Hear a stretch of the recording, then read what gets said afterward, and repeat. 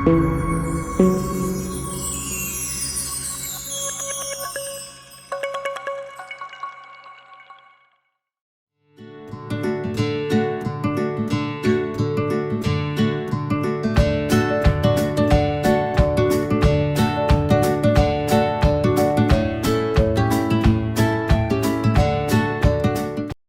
Dear students and viewers, good morning. पहले 2021 में मुख्य परीक्षा में शामिल होने वाले अभ्यर्थियों को मेरी तरफ से बहुत बधाइयाँ भी और ढाढ़स भी, इसलिए कि आपने इतना सारा दबाव झेला परीक्षा भवन में। लेकिन जैसा कि मैंने अपने कुछ स्टूडेंट्स से बात हुई है, बड़े ही हिम्मत और बहुत ही जुझारूपन के साथ परीक्षा भवन के उस दबाव को झेला है और अच्छा परफॉर्म किया है। और उम्मीद करते हैं जब मुख्य परीक्षा का परीक्षा फल आएगा तो इसका सुखद स्वाद आपको और हम सभी को मिलेगा।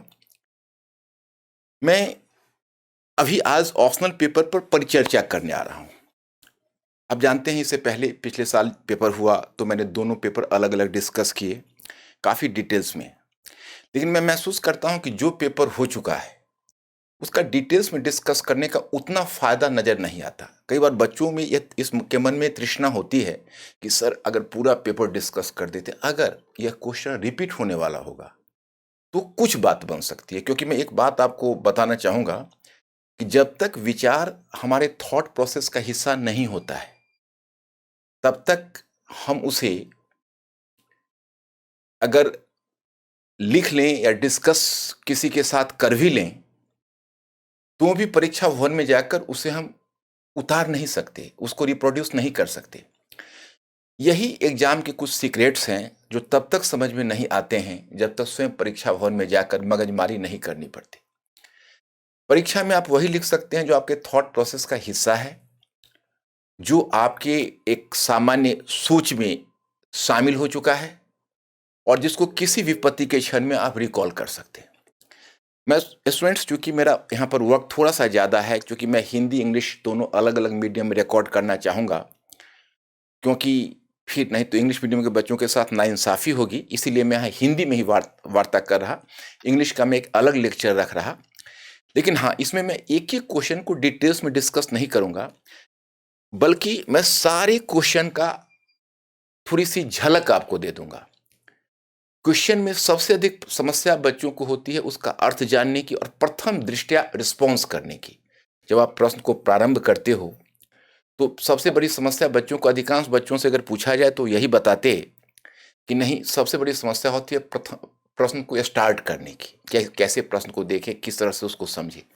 तो मैं इन सारे प्रश्नों का डायरेक्शन और स्टार्टिंग बता देता हूं।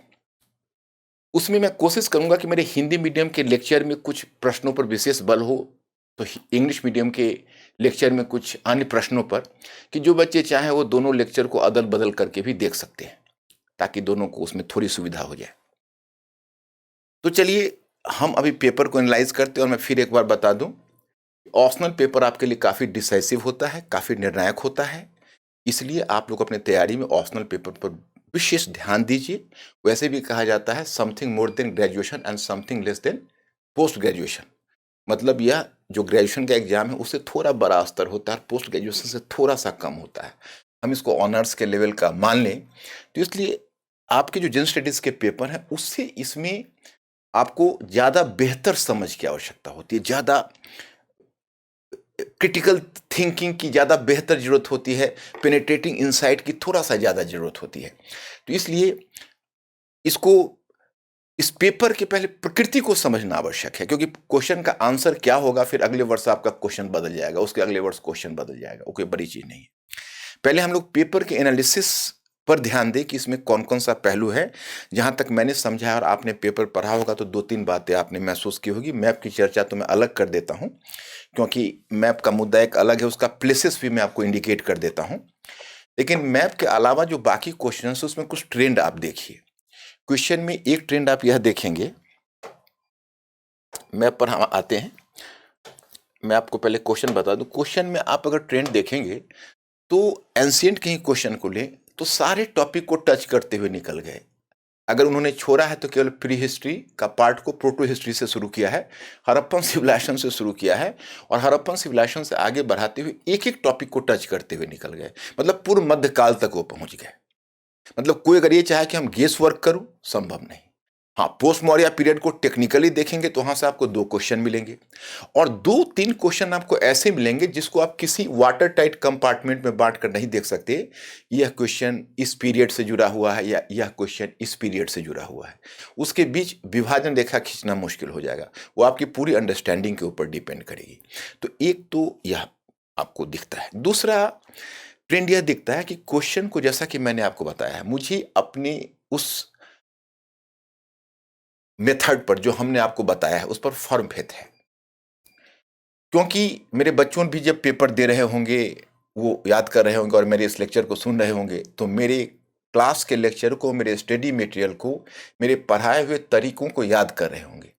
क्योंकि कई बार तो लगता है जैसे क्वेश्चन में कई क्वेश्चंस तो ऐसे लगते हैं जैसे मैंने जिसको इस तरह से डिस्कस किया, ज्यों का त्यों वो पेपर में आपको मौजूद मिलेगा। ये इस तरह का कोइंसिडेंस बहुत कम होता है। लेकिन एक बात पर मैंने अपने बच्चों को हमेशा बल दिया है, हमेशा ट्रेन किया है, और पेपर इस बात को प्रूव कर रहा है, आगे भी करेगा, कि आपको स्मॉल पिक्चर से पहले एक बिग पिक्चर आवश्यक है।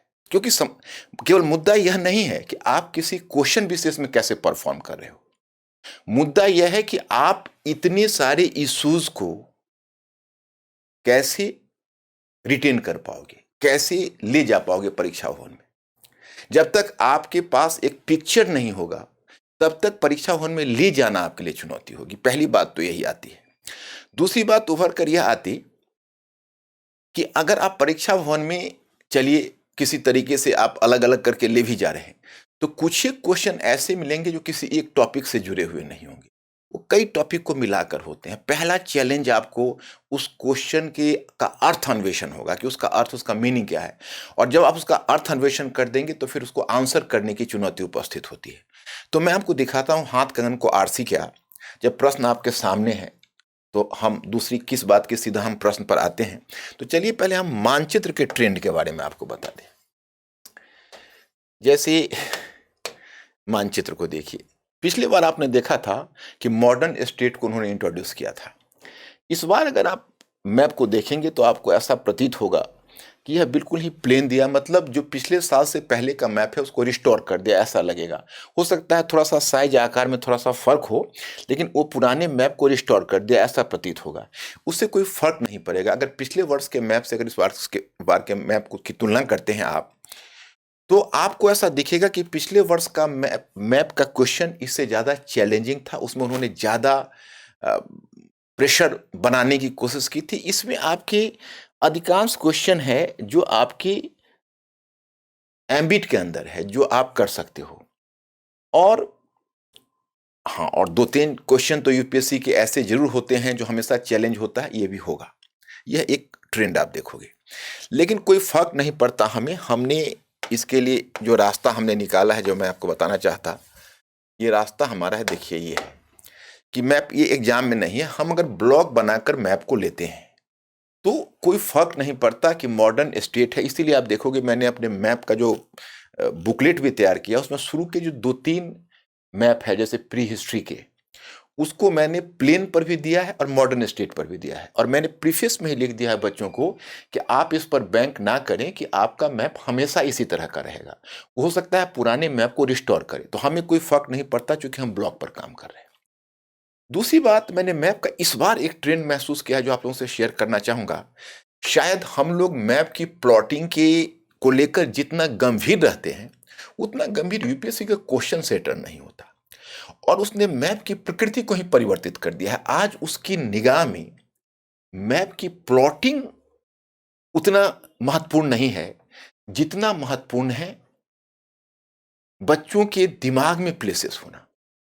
वह माइंड गेम खेल रहा, वह आपको प्लेस वहां दे रहा, लेकिन आपसे अपेक्षा कर रहा कि उस प्लेस को आप तभी आइडेंटिफाई करोगे जब आपने इतिहास के अंदर राजनीतिक, आर्थिक और सांस्कृतिक परिवर्तन को समझा हुआ है। तो जो मेरे मैप के उस फॉर्मुलेट करने में, वो या वो कह सकते हो जो मैंने मैप का बुकलेट बनाया उसके पीछे जो मेरा उद्देश्य था, जो मेरी मंशा थी, वो लगभग पूरी हो गई। इस मैप के क्वेश्चन को देखने के बाद भी, जैसे देखिए मैं उदाहरण बताता हूँ। अब ये क्वेश्चन है जो 5th नंबर आपका है, ये 5th, ये हड़प्पा कालीन स्थल, इस पर गौर करिए। अब ये हड़प्पा कालीन स्थल ये कहाँ दे रहा है, ये अगर आप देखिएगा टेक्निकली तो पीओके का जो मुजफ्फराबाद है वहां पर इसका प्लॉटिंग है। और आप जानते हैं कि हड़प्पा सभ्यता की जो उत्तरी सीमा है वो जम्मू में मांडा में है, जो जम्मू में ही रह जाता है। और अगर चलिए वर्स्ट केस, जो उसका एक आउटर पोस्ट है सोर्तुघई, जो अफगानिस्तान में आप देखते हो, तो अगर हम उस सोर्तुघई को लेते हैं तो चलिए 1 मिनट के लिए उसको भी मान लेते, तो वह भी नहीं है, ये आपको कश्मीर में दिया है। फिर मैंने यह सोचा कहीं ऐसा तो नहीं है कि लेटेस्ट में अभी कश्मीर में कोई बड़ा ही महत्वपूर्ण साइट निकल गया, लेकिन फिर मुझे ध्यान आया कि अगर ऐसा कोई साइट निकलता तो मुझे सूचना अवश्य होती। लेकिन इस तरह का कोई साइट कभी करंट में कोई बड़ा मुद्दा कोई उछला नहीं, तो मैं मान कर चला कि वो क्वेश्चन सेटर स्वयं शायद यहाँ मिस कर गया है, वो थोड़ा ज्यादा ऊपर चला गया है, लेकिन जो बच्चा सॉल्व करेगा वो अपने मन में मानदा को ही रखे। और मैंने लगभग, जैसे उदयगिरी है उड़ीसा में, उसको मैं लूं, या फिर बेग्राम अफगानिस्तान में लूं। मैंने जब मैप देखा तो सच सच पूछिए तो मैंने प्लॉटिंग देखी ही नहीं पहले, मैंने रीजन देखा और उसका हिंट जानने की कोशिश की कि भाई ये क्या हिंट दे रहा है। जैसे देखिए, अब हिंट से मेरा आशय क्या है, जैसे हिंट से मेरा आशय है कि ये जगह है, अब अतिरम पक्कम है, पूरा पाषाणकालीन स्थल। तो अतिरम पक्कम, वहीं पर पल्लवरम भी है। तो दूसरा ट्रेंड मैं यह भी बता दूं कि कुछ जो प्लेसेस हैं वो बड़े क्लोज हैं, तो इतने क्लोज हैं कि पल्लवरम और अतिरम पक्कम में मुझे भी बहुत कंफ्यूजन हुआ देखने के बाद। तो मैंने सोचा कि अगर मैं स्टूडेंट होता तो मैं हल कर लेता, कि बड़ी चालाकी साला कि पल्लवरम थोड़ा उससे, अगर मैं उसको देखता हूं तो पता चलता है कि पल्लवरम है वो पॉइंट से थोड़ा सा नीचे है मेरे विचार से। तो अतिरम पक्कम का जोर ज्यादा बनता है, लेकिन ये आप मद्रास के पास, मद्रास संस्कृति से जुड़ा हुआ है। लेकिन चलिए उसका पल्लवरम का भी नाम वहां नीचे दे दीजिए, ताकि आपको सेफ्टी रहे कि इसके निकट पल्लवरम नामक स्थल है और यह मद्रास संस्कृति से, उसके बारे में 30 शब्दों में देना होता है, आप दे सकते हैं। अब यहां दूसरा है मध्य पाषाण कालीन। अब यही समस्या है लोटेश्वर और रतनपुरा में आया, क्योंकि लोटेश्वर भी इतना क्लोज है, पाटन जिला में ही है, और लोटेश्वर भी बहुत क्लोज है। और लोटेश्वर के साथ एक लंगनाज प्लेस है, वो मेहसाना जिला में है, थोड़ा जिला तो अलग है लेकिन वो भी उसके आसपास है। और जितना हम देख रहे हैं कि इसका हाथ हिला हुआ है, प्लॉटिंग में जितना डिफरेंस है उसमें वह भी कोई बड़ी समस्या नहीं है। तो हमने हमें जो लग रहा है रतनपुरा सबसे क्लोज चॉइस लग रहा है। अगर कोई बच्चा उसके साथ लोटेश्वर के बारे में दे दे कि यहाँ पर एक स्थल लोटेश्वर भी है जो मध्य पाषाण काली का स्थल है, तो मतलब आपको पूरा पाषाण काल से कैसे चेंज मध्य पाषाण काल पर हो रहा है उसकी थोड़ी सी समझ चाहिए, हो जाएगा। अब नौ पाषाण कालिक स्थल असम में डेवजल हेडिंग है, वो काफी हाईलाइटेड है, इसको लेके आपको समस्या नहीं आएगी। आप इसको असम में चुन सकते हो, जो तीसरा आप देख रहे हो। और फिर एक दिया है नौ पाषाण कालीन ताम्र पाषाण कालीन मेहरगढ़। अब ये जो जगह आप देख रहे हो कि दिस इज नौ पाषाण कालीन विद्या और ताम्र पाषाण कालीन मेहरगढ़, ये पाकिस्तान के बलूचिस्तान प्रांत में बोलन दर्रे के निकट है। तो नेचुरली वहां पर और भी एक दो स्थल हैं, ऐसा नहीं है, लेकिन जो मेहरगढ़ है वह चॉइस बहुत क्लोज जैसा दिखा, और क्योंकि प्लेस भी इंपॉर्टेंट है इसलिए ऐसा लगा कि ऐसा अनुमान किया जा सकता है। अब हड़प्पा कालीन स्थल जो 5वां है उसमें समस्या है, आप जानते हो कि जिस जगह पर वो दिया हुआ है वो तो एग्जैक्ट उसका लोकेशन नहीं है, लेकिन हमारे पास कोई विकल्प नहीं है, तो उसे हम क्या करें, उसे तो फिर वही जम्मू ही मानना पड़ेगा। कश्मीर में तो है नहीं, वो तो जम्मू में आप जानते हो मांडा, तो मांडा जो प्लेस है उसी को ध्यान में करना पड़ेगा। और फिर आपका 6 नंबर प्लेस है, वह प्लेस है कांगड़ा में, कांगड़ा जिला में है, वो त्रिगर्त नामक प्लेस है। आद्य ऐतिहासिक है, ऐतिहासिक स्थल उसको बता रहा। तो आद्य ऐतिहासिक और ऐतिहासिक स्थल बता रहा है। तो जो 6 नंबर आपका है वो 6 नंबर कहीं ना कहीं ये कांगड़ा में त्रिगर्त नामक स्थल है। इसको खोजने में बच्चों को परेशानी होगी, इसको माइनस कर ले, माइनस इसलिए कर ले कि इस तरह के प्लेसेस में दिक्कतें आएगी। तो 20 प्लेसेस है, मैं तो इतना तक मानकर चल रहा कि अगर 15 पर बात बन गई तो सौदा बुरा नहीं है, फिर भी एक सामान्य क्वेश्चन से अच्छे अंक आप अटेंड कर सकते हैं। और खासकर फर्स्ट पेपर में अच्छे अंक उठाने के लिए हम सिर्फ मैप से ही अपेक्षा करते हैं कि हमें बहुत आगे नहीं बढ़ाए तो कम से कम पीछे ना खींचे। तो फिर हमारा बैलेंस बाकी क्वेश्चन के साथ मिलाकर बना रहेगा और हमें अंक का बेहतर स्तर प्राप्त हो जाएगा। तो ये है। अब उसके बाद अभिलेखीय स्थल है एक सातवां, जो आपको देखने से लगता है, देखो अब जैसे मैंने एक पूरे मैप पर केवल इंस्क्रिप्शन भरा हुआ है, जिसमें विभिन्न शासकों से post Maurya sorry post Maurya period में आपको अनेकों इंस्क्रिप्शंस मिलते हैं। बहुत सारे डायनेस्टी है, राजवंश है, सातवाहना कहीं लीजिए, शका, कुशानाज, सातवाहनाज, उधर चेदी वंश, खारवेल, और तो इस प्रकार से जब आप इन इंस्क्रिप्शंस को देखते हैं, उधर शुंग वंश, तो ये शुंग वंश का धनदेव का जो अयोध्या अभिलेख है, तो आपको लोकेशन से ही पता चल जाएगा, यहाँ दूसरा कोई लोकेशन है ही नहीं, ना आप उसको मथुरा मान सकते हो ना, तो इसमें आपको प्रथम दृष्टया पता चल जाएगा कि अब धनदेव का जब अगर मैप पर आपको वर्क किया हुआ है, तो आपकी मेमोरी से ही पता चल जाएगा कि यह कोई नहीं दूसरा, ये धनदेव का अयोध्या अभिलेख ही हो सकता है। फिर आपका जो 8वां नंबर है, वो 8वां नंबर में पूछा है कि जैन विहार स्थल, तो अब जैन विहार स्थल और जो लोकेशन वो दिया हुआ है उड़ीसा, तो उसमें सीधा आपके दिमाग में उदयगिरी और खंडगिरी आएगा चेदी वंश का। फिर उसी प्रकार से एक सिक्कों का जखीरा पूछा, मैं सच पूछो तो प्लॉटिंग के आधार पर इसको पकड़ना मुश्किल था। सिक्कों का जखीरा जो जगह उसने बताया है और वह जगह निकल रहा है, जैसे देखियो सिक्कों का जखीरा 9th नंबर आपका प्लेस है और यह जगह बन रहा है, आप देखेंगे तो आपको स्पष्ट आपको दिख जाएगा कि यह कुछ नहीं, यह बयाना है, भरतपुर के पास है, और यह गुप्तों का सिक्का स्थल है। उसी बयाना अपनी मेमोरी से हमने पकड़ लिया फर्स्ट साइट में, तो उसमें क्या होता है, पढ़ने के क्रम में आपको कौन सा सराहना पड़ेगा, ध्यान रहे कि जो प्लॉटिंग यहाँ है वो 50% ही है, 50% आपकी मेमोरी से निकल कर आएगी। प्लॉटिंग में मिस्टेक हो सकता है, आपकी मेमोरी में मिस्टेक नहीं होना चाहिए, बस इतना ही ध्यान रखना पड़ेगा मैप के लिए। और वो मेमोरी में आपको रटना नहीं पड़ेगा, आप जो चेंजेस देख रहे हो उसमें महत्वपूर्ण शहरों पर निगाह रखिए, महत्वपूर्ण सांस्कृतिक केंद्रों पर निगाह रखिए, महत्वपूर्ण अभिलेखों पर निगाह रखिए, और नेचुरली आप टॉपिक के साथ पढ़ने के क्रम में रखिए। इससे फायदा होगा कि उन बातों की जानकारी से आपको लिटरेचर भी बढ़िया होगा, लिखने में भी आपको सुविधा होगी, क्योंकि बहुत सारे एविडेंसेस इधर से आप दे सकते हैं, आप दृष्टांत दे सकते हैं। और वहां जहां तक सवाल है तो वहां पर आप दृष्टांत खोजने में आपको दिक्कत हो जाएगी। अगर ये सब दृष्टांत आपको पता नहीं हो तो ये आपको कहीं ना कहीं आपके राइटिंग की क्वालिटी को, गुणवत्ता को और भी बढ़ाएगा।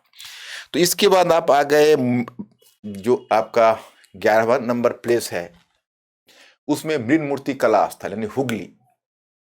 अब देखो ये 3 जगह इसलिए आ रहा है कि हुगली, हरिनारायणपुर और चंद्रकेतुगढ़, वहां पर विशेष रूप से आपको टेराकोटा की ही चीजें बनी, टेराकोटा का काम हुआ है वहां, तो टेम्पल तक टेराकोटा के बने हुए हैं। तो वैसी स्थिति में 3 जगह है, चंद्रकेतुगढ़ का सबसे बढ़िया चॉइस लग रहा है बंगाल में, लेकिन इन तीनों के बारे में थोड़ा सा मेंशन कर देने से काम बनेगा। यह भी बच्चों के लिए थोड़ा चैलेंजिंग होगा, इसको भी चैलेंजिंग में रख देते हैं। लेकिन यहाँ जो देखो 12 जो शैलकृत गुफाएं हैं, 12th नंबर, ये रियली पूछो तो शैलकृत गुफाओं में प्रथम दृष्टया ध्यान जाता है बाघ पर, लेकिन जो बाघ और इसका जो लोकेशन अगर आप देखोगे तो आपको पता चल जाएगा कि थोड़ा सा इसमें लोचा आ जाता है। जैसे शैलकृत गुफाएं भीमबेटका है वो रायसेन जिला में है, और बाघ की गुफाएं धार जिला में है। तो जिला टू जिला अगर आप पकड़ोगे तो आपको लगता है कि शैलकृत गुफाएं भीमबेटका पहला चॉइस निकल कर आता है, तो इस लिहाजन इसको भीमबेटका ही चुनना चाहिए। और फिर प्राचीन विद्या केंद्र के रूप में, इसमें आपको कोई डाउट नहीं होगा, प्राचीन विद्या केंद्र है, विश्वविद्यालय है, तो यह सीधा वल्लभी पर आपका ध्यान जाएगा जो सही होगा, और इसमें आपको कोई इस तरह की दिक्कत नहीं आएगी। और फिर उसके बाद राजनीतिक एवं सांस्कृतिक केंद्र सिरपुर। अब इसमें थोड़ा आपको चैलेंज होगा क्योंकि सिरपुर पर आपका ध्यान अगर जाए या ना जाए, लेकिन यह जो 14वां नंबर प्लेस है वह सिरपुर 14वां नंबर प्लेस, यह सिरपुर छत्तीसगढ़ लक्ष्मण मंदिर स्थित है। यहाँ पर सिरपुर का लक्ष्मण मंदिर आपने नाम सुना होगा, तो सिरपुर का लक्ष्मण मंदिर इसको बोलते हैं, तो वहां पर आप इसको आइडेंटिफाई कर सकते हैं। और जो 15वां नंबर है ये वास्तव में थोड़ा कंफ्यूजिंग दिया, क्योंकि देखो अगर यूपीएससी अपने का जो क्वेश्चन सेटर अगर जगह को नहीं हिलाया होगा, तो ये देखो नेपाल के बाहर यहाँ यूपी में इस क्षेत्र को डाला हुआ है और इसके बारे में पूछा हुआ है बौद्ध स्थल। अब उसको पूरा देखिए, पूरे नेपाल में बौद्ध स्थल है, इधर बिहार में, पूर्वी बिहार में बौद्ध स्थल है, उन सभी को छोड़कर ये इस जगह पर बौद्ध स्थल पूछा जो वास्तव में माइंड बॉगलिंग है। बहुत दिमाग लगाकर मैंने अहिच्छत्र को चुना है। हालांकि अहिच्छत्र का भी एग्जैक्ट लोकेशन में थोड़ा सा फर्क आता है, लेकिन वैसे अगर कहोगे तो इसके सारे लोकेशन में फर्क आते हैं, एक या दो नहीं। हाँ, एक 13वां नंबर प्लेस शायद मैंने छोड़ दिया है, नहीं 13वां नहीं, 18वां है, ठीक है। और ये अब ये जो 16 नंबर है प्राचीन बंदरगाह, तो प्राचीन बंदरगाह स्थल आपको समस्या नहीं पैदा करेगा, वो आपको पता चल जाएगा, क्योंकि वो भरौच है तो आपका उसको आप पकड़ सकते हो, क्योंकि उसके सोपारा अगर होगा तो उससे नीचे महाराष्ट्र में होगा, गुजरात में है। और नेक्स्ट वन, प्रारंभिक ऐतिहासिक स्थल अर्ली हिस्टोरिकल साइट, तो अर्ली हिस्टोरिकल साइट में दूसरा कोई दावेदार नहीं है, मदुरई चुनना ही बेहतर होगा।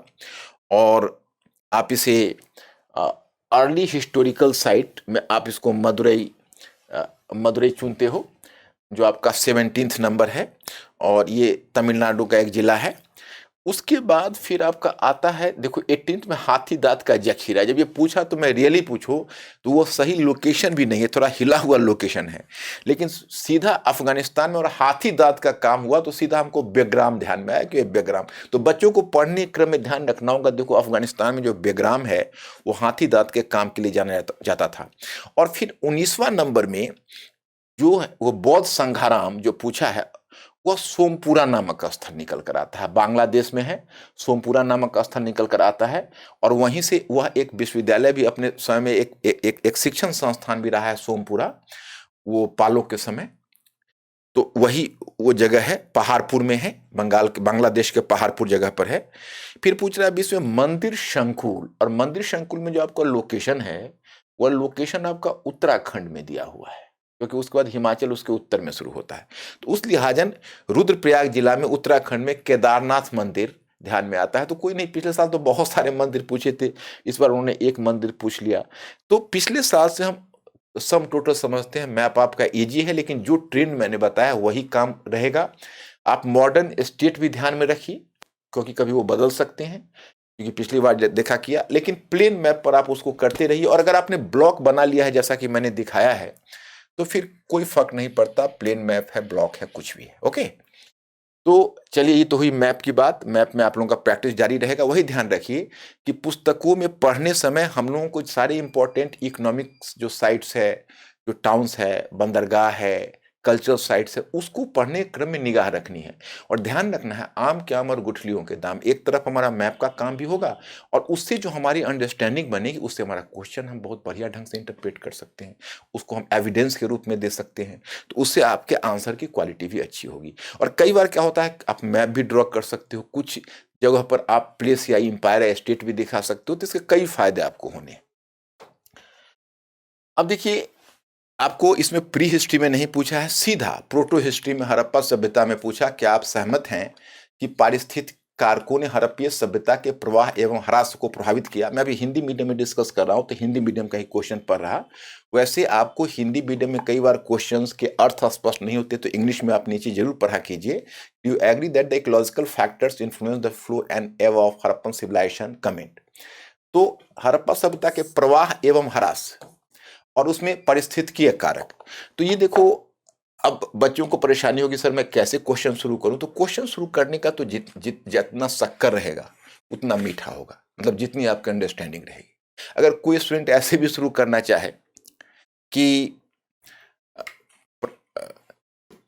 हड़प्पा सभ्यता के अध्ययन में हाल के दशकों में कुछ नए आयाम जुड़े हैं, उनमें एक महत्वपूर्ण आयाम है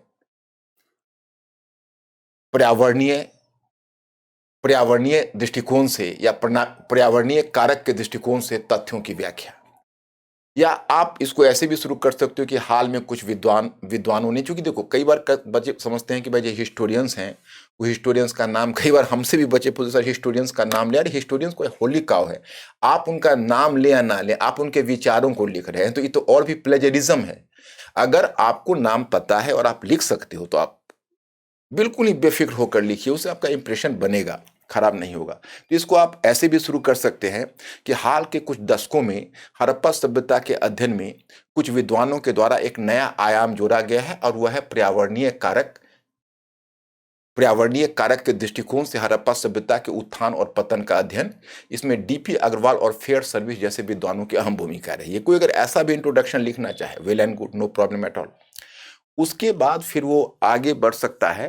तो आप कहोगे भाई उद्भव में क्या देखा है, तो पर्यावरणीय कारक आप जानते हो, हड़प्पा सभ्यता में आपने 50 चीजें पढ़ी हुई है, सभी को स्थगित कर दीजिए।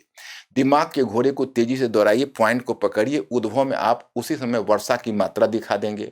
मॉनसून ड्रिफ्ट किया है थोड़ा सा पश्चिम की तरफ, तो वर्षा की मात्रा जब थोड़ी सी जब मैनेजेबल हुई है तो रहने लायक जगह हुआ है, और वहाँ पर वर्षा की मात्रा 10 से 25 सेंटीमीटर के करीब है, तो उसके कारण वहाँ पर जंगल अपेक्षाकृत विरल है, तो कटाई तांबे और कांसे के उपकरणों से बेहतर रूप में संभव है।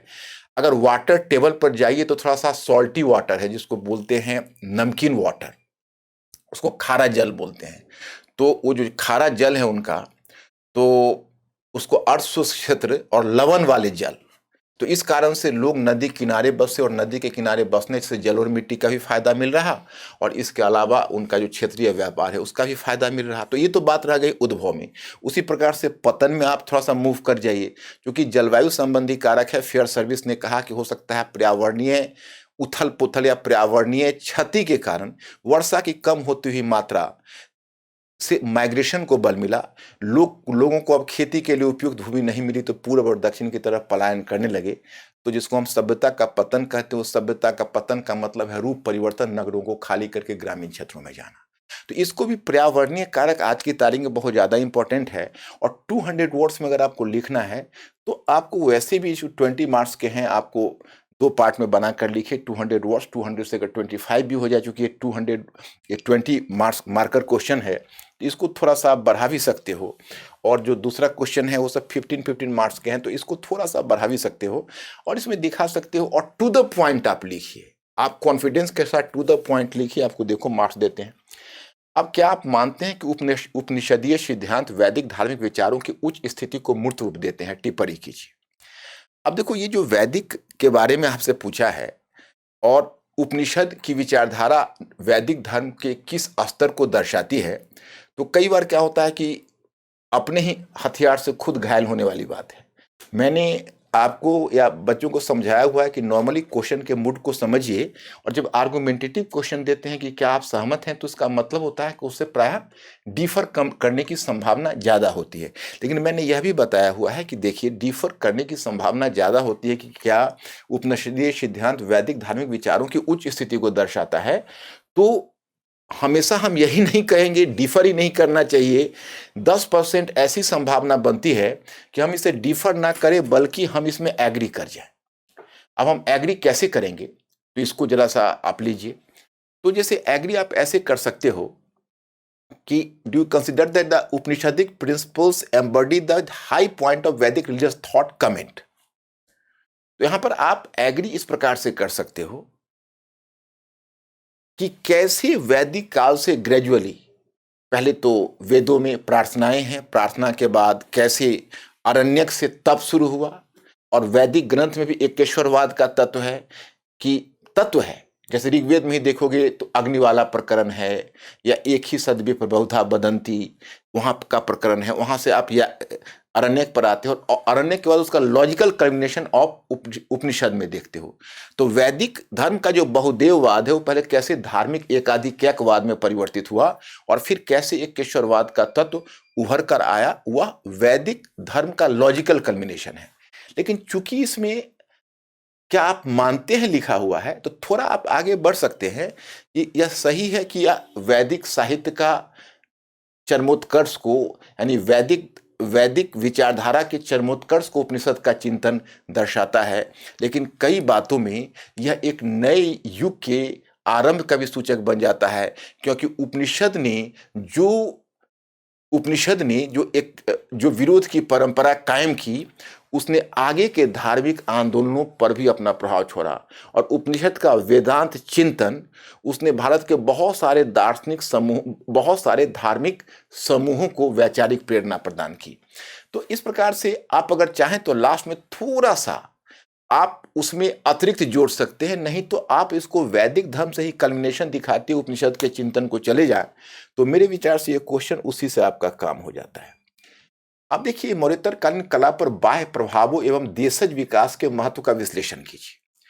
अब ये बाह्य प्रभाव वाला मुद्दा उठा क्यों? चलिए, मौर्य काल में तो कम से कम एक कंट्रोवर्सी आई कि चलो, मौर्यों ने कुछ ईरानी मॉडल से उधार लिया, लेकिन यह चीज तो कम से कम मरणोत्तर काल के कला पर एप्लीकेबल नहीं है। तो देशज प्रभाव में आप चैत्य, स्तूप और विहार दिखा दो, जो मौर्य काल से ही आपको शुरू दिखता है। इस काल में उसका लॉजिकल कम्बिनेशन, जैसे अशोक के समय पहाड़ को काट कर बना, जैसे बराबर की गुफा है, या उसके पौत्र दशरथ, तो उसका विकास आप चैत्य में देखते हो।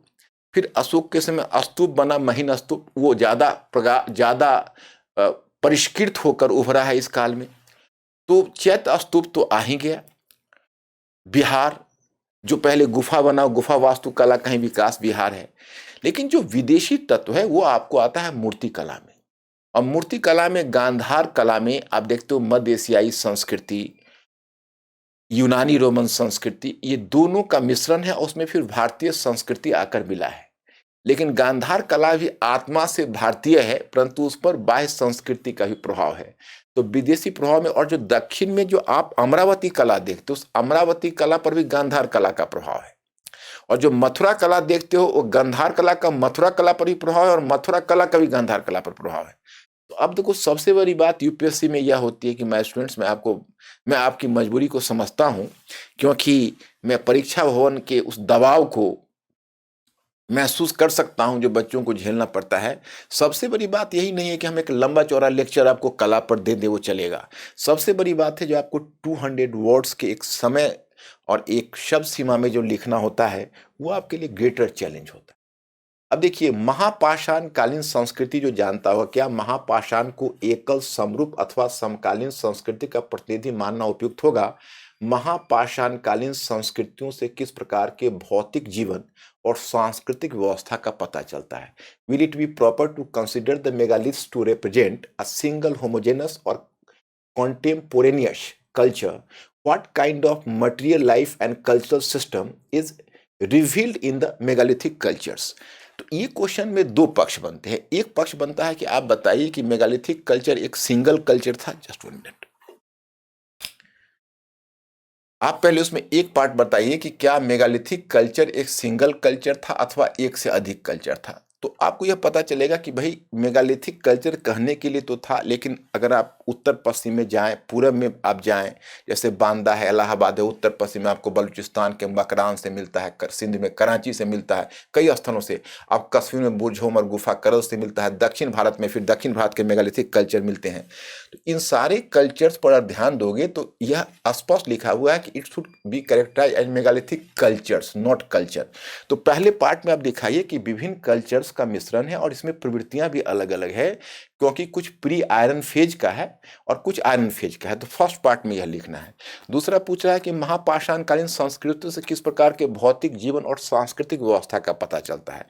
तो भौतिक जीवन में आप कृषि, शिल्प, व्यापार, लेकिन ग्रामीण अर्थव्यवस्था, ये नगरी जैसे धान की खेती, टैंक सिंचाई आदि, और शिल्प विकसित अवस्था में, और विभिन्न प्रकार के धातुओं का प्रयोग करते हैं, क्योंकि साउथ इंडिया वाले तो आयरन यूजर्स हैं।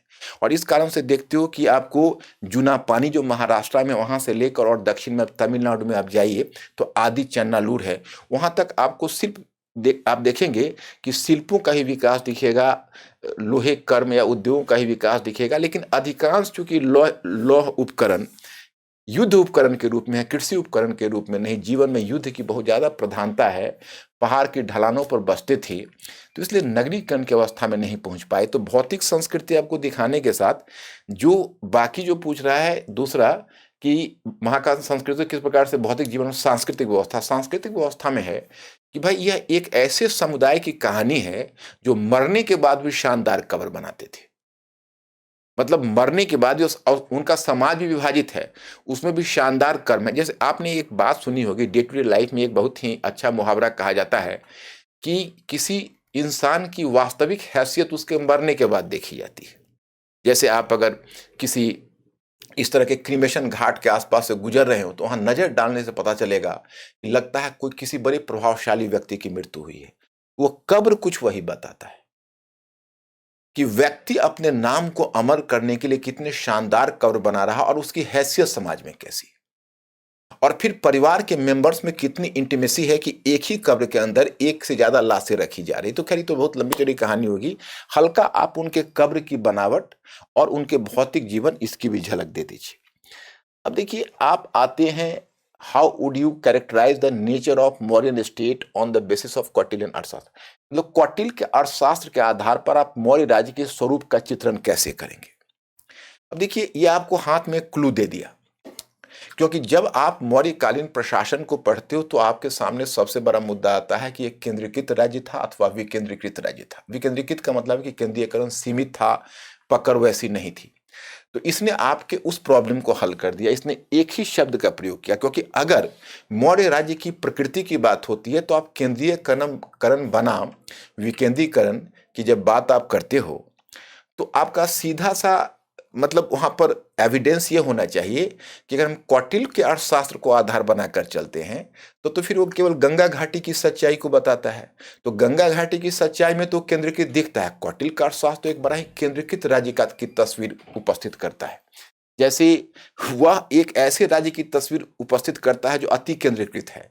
लेकिन इस पर स्कॉलर्स का यह मानना है कि भाई कौटिल्य पहले दक्षिण भारत गया, पहले वो पूरब में गया, उत्तर पश्चिम में कौटिल्य गया हो सकता है अगर वो चाणक्य है तो, लेकिन उन क्षेत्रों में, इतने सारे क्षेत्रों में प्रशासन की झलक वो तो केवल गंगा घाटी की सच्चाई को बता रहा है। तो इसी आधार पर उर्मिला थापर की पूरी थियरी ही आई, जो कहीं ना कहीं वर्ल्ड सिस्टम से प्रभावित होकर, वॉलस्टीन के वर्ल्ड सिस्टम से प्रभावित होकर उन्होंने थियरी दी, जिसमें उन्होंने मेट्रोपॉलिटन स्टेट, कोर एरियाज और पेरिफेरियल रीजन, इस तरह से कॉन्सेप्ट दिया। इसमें आपको यह ध्यान रखना है कि आप यहां यह सिद्ध कर रहे हो कि नहीं, कौटिल्य का अर्थशास्त्र के आधार पर आपको इसको केंद्रीकृत ही प्रूव करना है कि भाई कौटिल्य का अर्थशास्त्र तो केंद्रीकृत बताता है, बाकी सोर्स उसके जो केंद्रीकरण के कम की बात करे, और उसमें कुछ जैसे कैसे केंद्रीय प्रशासन, प्रांतीय प्रशासन, जिला और क्षेत्रीय प्रशासन, तो उसमें जो केंद्रीयकरण का कुछ वो बातें कौटिल्य करता है, उसके उदाहरण को इनपुट करना होगा। लेकिन वहां पर थोड़ा सा आपको प्रश्न क्या है, कौटिल्य के अर्थशास्त्र के आधार पर आप मौर्य राज्य के स्वरूप का चित्रण कैसे करेंगे? तो चित्रण कर दीजिए, उससे ज्यादा का स्कोप ही नहीं है। क्वेश्चन स्ट्रेट है कि कैसे करेंगे, तो आप ऐसे करेंगे। हाँ, उसमें थोड़ा अपनी तरफ से कर सकते हैं कि, लेकिन एक समस्या है कि कौटिल्य का अर्थशास्त्र जिस राज्य का चित्र उपस्थित करता है वो एक छोटा सा राज्य है, लेकिन मौर्य साम्राज्य का महाद्वीपीय आकार वाला साम्राज्य था। उस पर कौटिल्य की यह बात लागू होगी कि नहीं, यह अपने आप में एक चुनौतीपूर्ण प्रश्न है। अब देखिए, ये आपका क्वेश्चन नंबर 3 क्या कि हाउ डिड द वर्णाश्रम धर्म मैनिफेस्ट द इंक्रीजिंग सोशल, वर्णाश्रम धर्म कैसे गुप्त एवं गुप्तोत्तर काल में सामाजिक एवं आर्थिक विकास से उत्पन्न होने वाली बढ़ती सामाजिक जटिलताओं को प्रदर्शित करता है? देखिए, यह प्रश्न मुझे लगता है कि स्टूडेंट्स को समझने में ही दिक्कत हो सकती है कि भाई वर्णाश्रम धर्म कैसे गुप्त और गुप्तोत्तर काल में सामाजिक एवं आर्थिक विकास से उत्पन्न होने वाली बढ़ती सामाजिक जटिलताओं को प्रदर्शित करता है। ये दिक्कत क्यों हुई होगी?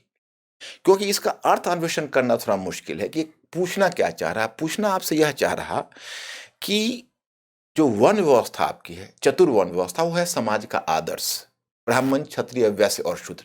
जैसे आपके स्टडी टेबल के सामने गांधी की तस्वीर टंगी होगी और उस पर लिखा होगा सदा सत्य बोलिए, परंतु वह आपके जीवन का आदर्श है, आपके जीवन का यथार्थ नहीं है। जीवन का यथार्थ है कि आप सच भी बोलते, कोशिश करते हैं सच बोले, और जब आवश्यकता होती है तो झूठ भी बोलते हैं, उसमें आपको कोई हिचक भी नहीं होती। उसी प्रकार से जो वर्णाश्रम धर्म है उसके अनुसार कि चारों वर्णों को अमुक अमुक पालन करना चाहिए। अगर उसका उल्लंघन होता है, निम्न वर्ण के लोग उच्च वर्ण के महिला से शादी करते हैं, विवाह करते हैं, या फिर पेशे को अपना लेते हैं उच्च वर्ण के पेशे को, तो फिर वर्ण संकर की स्थिति आती है। तो जैसे ट्रैफिक रूल्स चाहे कितना भी कठोर हो, लेकिन ट्रैफिक का उल्लंघन होगा। अब सुपर हाईवेज पर कहेंगे 60 के स्पीड में गाड़ी चलाइए, तो नियम बनाने वालों को भी सोचना होगा कि भाई आपके कानून ज्यादा टूटेंगे, फॉलो कम होंगे। तो गुप्त और गुप्तोत्तर काल में इतना तीव्रता से आर्थिक सामाजिक परिवर्तन हो रहा है, जनजातीय तत्व सामाजिक व्यवस्था में समाहित हो रहे हैं। वह समय है कि जब नए नए पेशे समूह उदित हो रहे हैं, नए अलग अलग जो शिल्प समूह है वो जाति के रूप में ढल रहे हैं। तो समाज इतने परिवर्तन की दौर से गुजर रहा है कि आपके वर्णाश्रम नियमों को फॉलो बहुत लोग नहीं करेगा, उल्लंघन होगा तो वर्ण संकर जातियां आएंगी, और वर्ण संकर जातियां फिर जातियों की संख्या को बढ़ाएगी। आपका वर्ण समाज का आदर्श बनकर रह जाएगा और समाज का यथार्थ जातियां रहेंगी। इस प्रश्न का इशारा इस तरफ है, मैंने क्या कहा कि जब सभी सूचनाएं हमारी अंडरस्टैंडिंग के लेवल पर आ जाती है, इसलिए मैं मानकर चलता हूं कि हम पुस्तकों से आरंभ करते हैं, लेकिन हमारी पढ़ाई तब पूरी होती है जब हम पुस्तकों के स्तर से ऊपर उठ पाते हैं। अगर हम आज एग्जाम हॉल में किसी को पुस्तकें अलाउ कर दिया जाए कि बच्चे आपको कौन कौन पुस्तकें चाहिए, मैं परीक्षा भवन में भिजवा देता हूं, तो कोई बच्चा उस पुस्तक को नहीं लेना चाहेगा, क्योंकि पुस्तक में कुछ है ही नहीं ऐसे जिसे डायरेक्ट आप क्वेश्चन में लिख सकते हो। उल्टा पुस्तक उलटने में आपके सारे क्वेश्चन छूट जाएंगे। तो यही है इसकी विशेषता कि आप कितना सोच कर निकाल सकते हो, और सोच बड़ा पिक्चर रहेगा। आपने थोड़ा सा बौद्धिक जुगाली की हुई है, सोचने वाले प्राणी हो, तो इस प्रकार के क्वेश्चन बन जाएंगे।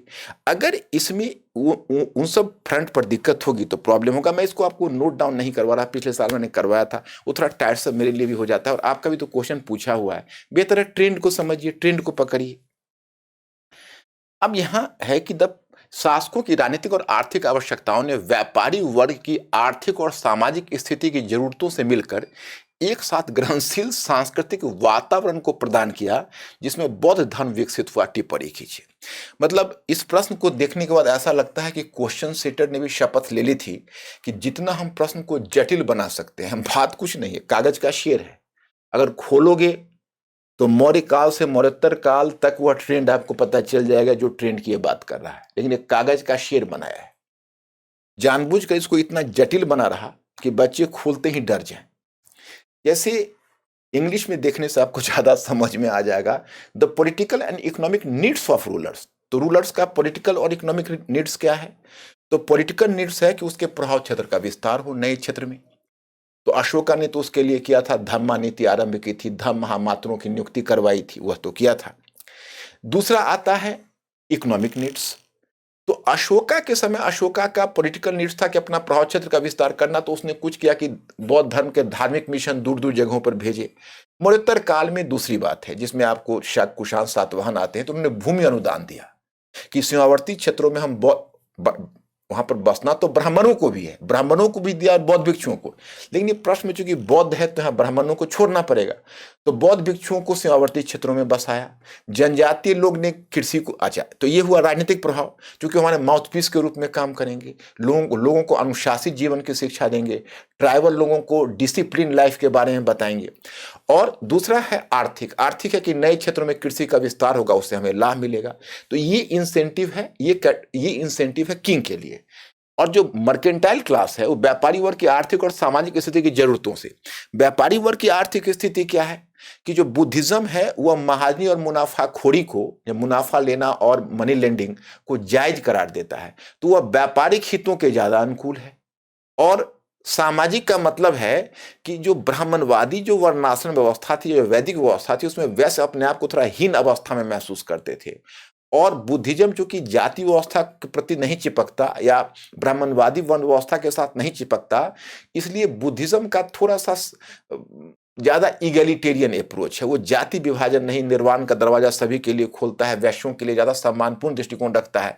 तो ये हो गया सामाजिक फैक्टर। तो ये दोनों फैक्टर यहां मिल गए, वो दो फैक्टर वहां मिल गए, और परिणाम क्या होगा? बुद्धिज्म ये जो दे रहा है दूसरा कि इसमें बौद्ध धर्म विकसित हुआ, वो बौद्ध धर्म का महायान शाखा का विकास हुआ, उसके चरित्र में जो परिवर्तन आया, बौद्ध धर्म का जो नया संस्करण महायानिज्म के रूप में आया है, यही इस क्वेश्चन का डिमांड है। देखिए कितनी साधारण सी चीज है, लेकिन उसको कैसे घुमाकर क्वेश्चन को डालने से उसको उसने कॉम्प्लेक्स बना दिया है। ये क्वेश्चन है कि प्रारंभिक मध्यकालीन भारत में अब तक गैर कृषि योग्य क्षेत्रों में बड़ी संख्या में भूमि अनुदान निरपवाद रूप से कृषि विस्तार के उद्देश्य से था। जल संसाधनों के प्रबंधन ने इस काल में कृषि विस्तार को कैसे सुगम बनाया? तो large number of land grants in hitherto non-arable tracts invariably meant expansion of agriculture in early medieval India. How did the management of hydraulic resources, different types of irrigation works, facilitate expansion of agriculture in this period? अब देखो, जैसे ये question है, तो मैं आपको ये मानकर चल रहा है कि इस प्रकार का जो क्वेश्चन होता है, ये क्वेश्चन आपको पोस्ट गुप्ता से अर्ली मेडिवल तक जाना है बस। लेकिन ये जो पूरा का पूरा क्वेश्चन वो किस पर है, जरा सोच कर देखिए, एग्रीकल्चर पर। मतलब इसमें दो फैक्टर काम कर रहा है, एक लैंड ग्रांट, जैसे कृषि का विकास कैसे हो रहा है, उसमें लैंड ग्रांट्स वाला फैक्टर है, जैसे नए क्षेत्र में कृषि का विकास होगा, आबाद भूमि के साथ गैर आबाद भूमि भूमि अनुदान में दिया जाएगा। तो आपको यह टॉपिक आता है गुप्तोत्तर और पूर्व मध्यकाल, और ये बड़ा ही पेट क्वेश्चन है, कोई बड़ी चीज नहीं है। तो एक तो आपका लैंड ग्रांट्स वाला है, उसको आप लैंड ग्रांट्स वाला दिखाइए डिफरेंट क्षेत्र में।